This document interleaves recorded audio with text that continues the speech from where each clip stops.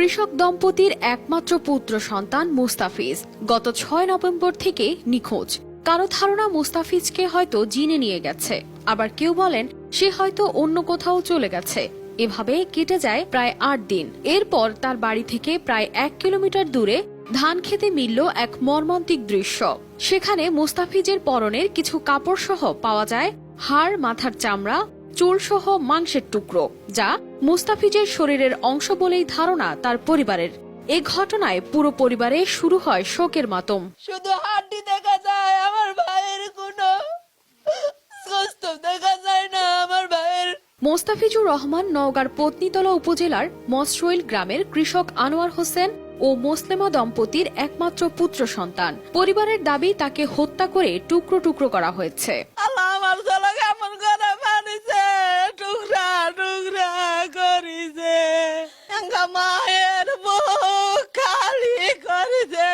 আল্লাহ ওই ছেলেটা কসারে আমার ওটি আদান দিছে, কথা দেয়নি। ও বাবরে আদান দিলে সুমা যাসবা আর দেখা পাইনি রে।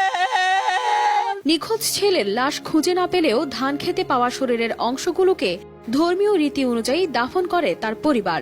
মুস্তাফিজকে হারিয়ে থামছে না স্বজনদের আর্তনাদ। এমন নৃশংস হত্যায় অভিযুক্তদের সর্বোচ্চ শাস্তির দাবি পরিবারের। আমি সঠিক বিচার চাই। আমার ভাই কিভাবে কে খন্ড খন্ড করে মারে ফেলছে।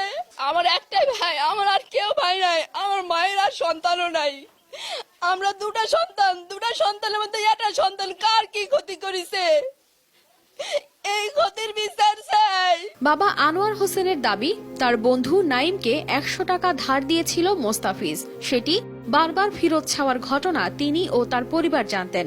এই ঘটনায় জিজ্ঞাসাবাদের জন্য পুলিশি হেফাজতে নেওয়া হয়েছে নাইমকে। কালকে দুটা ডানা পাইছি, কাপড়া পোশাক পাইছি, ডানা হাত পাইছি, আর একটা লুঙ্গি আর গেঞ্জি যেটা পরেছিল ওটাই পাইছি। আর আজকে নিজে কি জানো কলজা ফেফে কি জানো পাইছে, এগুলো নিয়ে আসলো। ছেলে তো কোনো হাড়াড্ডি আমার বডি পাইনি, যেটুকু আমার আছে এইটুকু দেন, এইটুকু আমি নিজে দাপন কাপন করবো। অন্য বিষয়তে আমার ছেলে কোনো জড়িত নাই। এখন এই ছেলের সাথে প্রায় কথা কয়, ছেলে চলাফেরা করে। পুলিশ ঘটনাস্থলে যাওয়ার পর প্রাথমিকভাবে আলামত সংগ্রহ করে ময়না তদন্তের জন্য নওগাঁ হাসপাতাল মর্গে পাঠায়। তদন্তের স্বার্থে এই খুনের সাথে জড়িতদের জিজ্ঞাসাবাদ করা হবে বলে জানান এই কর্মকর্তা। গত ৬ তারিখে যে ছেলেটি মিসিং হয়েছে তার সেই খণ্ডিত অংশগুলোর পাশে তার জামা কাপড় পাওয়া গিয়েছে। তো মনে হচ্ছে যে আপাত দৃষ্টিতে যে সেই ছেলেটিরই এটি ডেড বডির অংশ হতে পারে। গতকাল আমরা যখন সংবাদ প্রথম পাই, সাথে সাথে পুলিশ এখানে আসে, পত্নীতলা থানা পুলিশ এখানে আসে এবং তখন থেকেই আমাদের তদন্তর যে প্রক্রিয়াগুলো তখন থেকেই আমাদের শুরু হয়েছে এবং এখনো এটা চলমান রয়েছে।